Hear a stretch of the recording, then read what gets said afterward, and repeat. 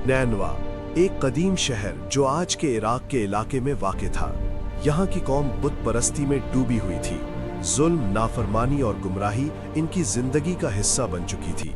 अल्लाह ने हज़रत यूनुस अलैहिस्सलाम को इसी कौम की तरफ नबी बनाकर भेजा। उन्होंने साफ और वाज़े अंदाज में अल्लाह का पैगाम पहुंचाया। अल्लाह एक है, इसके सिवा कोई माबूद नहीं। अगर तुमने तौबा ना की तो अजाब आएगा। लेकिन कौम ने इनकार किया, तमस्खुर उड़ाया। हज़रत यूनुस अलैहिस्सलाम को झुटलाया गया।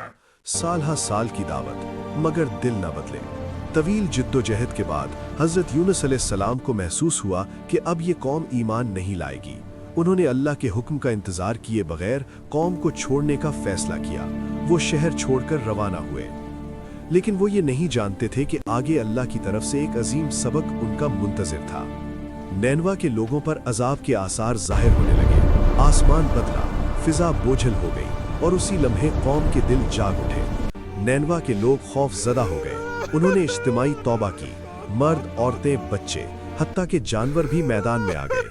सब ने रोना शुरू किया, अल्लाह से माफ़ी मांगी, और अल्लाह जिसकी रहमत उसके गज़ब पर गालिब है, उसने अजाब रोक लिया। ये तारीख की वाहिद कौम है जिस पर अजाब के आसार जाहिर हुए, मगर तौबा की वजह से अजाब टल गया। लेकिन हज़रत यूनुस अलैहिस्सलाम उस वक्त वहाँ मौजूद नहीं थे। वो समंदर के किनारे पहुँच चुके थे। हज़रत यूनुस अलैहिस्सलाम एक कश्ती में सवार हो गए। समंदर पुरसुकून था, मगर अचानक तूफान आ गया। लहरें बिफर गईं, कश्ती हिचकोले खाने लगी। कश्ती के मुसाफिरों ने कुरानंदाजी का फैसला किया। जिसे कुरा निकलेगा उसे समंदर में डाला जाएगा ताकि कश्ती बच सके। कुरा निकला हज़रत यूनुस अलैहिस्सलाम का। दोबारा कुरा डाला गया, फिर उन्हीं का नाम आया। हज़रत यूनुस अलैहिस्सलाम समझ गए, ये अल्लाह का फैसला है।